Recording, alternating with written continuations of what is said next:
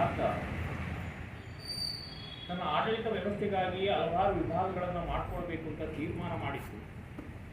ಆ ನಿಟ್ಟಿನಲ್ಲಿ ಯಾವ ಆಧಾರದ ಮೇಲೆ ಈ ಭಾರತವನ್ನು ವಿಂಗಡಣೆ ಮಾಡಬೇಕು, ಆಡಳಿತಕ್ಕೋಸ್ಕರ, ಸುಗಮ ಆಡಳಿತಕ್ಕೋಸ್ಕರ ಅಂತಕ್ಕಂಥ ತೀರ್ಮಾನ ಬಂದಾಗ ಭಾಷಾವಾರು ಪ್ರಾಂತ್ಯವಾಗಿ ವಿಂಗಡಣೆ ಮಾಡಬೇಕು ಅಂತಕ್ಕಂಥದ್ದು ಒಂದು ಸಂವಿಧಾನ ರಚನಾ ಸಂದರ್ಭದಲ್ಲೇ ಹೋಗಿರ್ತಕ್ಕಂಥ ಸಲಹೆ.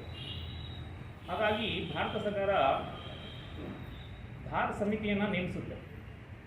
ನಮ್ಮ ಸುಗಮ ಆಡಳಿತಕ್ಕಾಗಿ ಯಾವ ರೀತಿ ದೇಶವನ್ನು ಇದ್ರ ಬಗ್ಗೆ, ಭಾಷೆ ಬಗ್ಗೆ ಮತ್ತು ನಮ್ಮ ಕರ್ನಾಟಕ ಹೇಗೆ ರಚನೆ ಆಯಿತು ಅನ್ನೋದ್ರ ಬಗ್ಗೆ ವಿಶೇಷವಾದಂತಹ ಒಂದು ಉಪನ್ಯಾಸವನ್ನು ನೀಡಲಿಕ್ಕೆ ಶ್ರೀಯುತ ಯತೀಶ್ ಕುಮಾರ್ ಸರ್ ಬಂದಿದ್ದಾರೆ.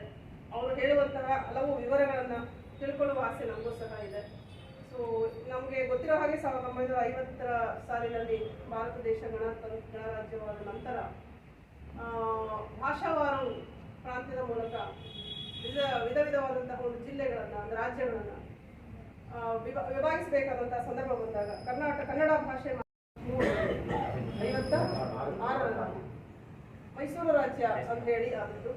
ನಂತರ ನವೆಂಬರ್ 1, 1973ರಲ್ಲಿ ಕರ್ನಾಟಕ ಅಂತ ಹೇಳಿ ರಾಜ್ಯವನ್ನು ಮರು ನಾಮಕರಣ ಮಾಡಲಾಯಿತು. ಸೊ ನಾನು ಮೈಸೂರಿಗೆ ಸೇರಿದವಳಾದ್ರಿಂದ ಅದೊಂದು ಹೆಮ್ಮೆಯ ವಿಚಾರ, ಮೈಸೂರು ರಾಜ್ಯ ಅಂತಿದ್ದು. ಹಾಗಾಗಿ ಕರ್ನಾಟಕ ಅಂತ ಹೆಸರು ನಾಮಕರಣವಾದ ನಂತರ ನಾವು ಕನ್ನಡ ರಾಜ್ಯೋತ್ಸವವನ್ನು ನವೆಂಬರ್ 1ನೇ ತಾರೀಕು ಪ್ರತಿ ವರ್ಷ ತಪ್ಪದೆ ಆಚರಣೆ ಮಾಡ್ತಾ ಬರ್ತಾ ಇದ್ದೀವಿ. ನಾವೆಲ್ಲ ನಮಗೆಲ್ಲ ಗೊತ್ತಿರೋ ಹಾಗೆ ಈಗ ಆಲ್ರೆಡಿ ಹಲವು ಭಾಷೆಗಳ ಜನರು ನಮ್ಮ ಕರ್ನಾಟಕ ರಾಜ್ಯದಲ್ಲಿ ವಾಸಿಸ್ತಾ ಇದ್ದಾರೆ. ಬೆಂಗಳೂರು ಅಂದ್ರಲ್ಲೇ ಸಾಕಷ್ಟು ಭಾಷೆಗಳನ್ನು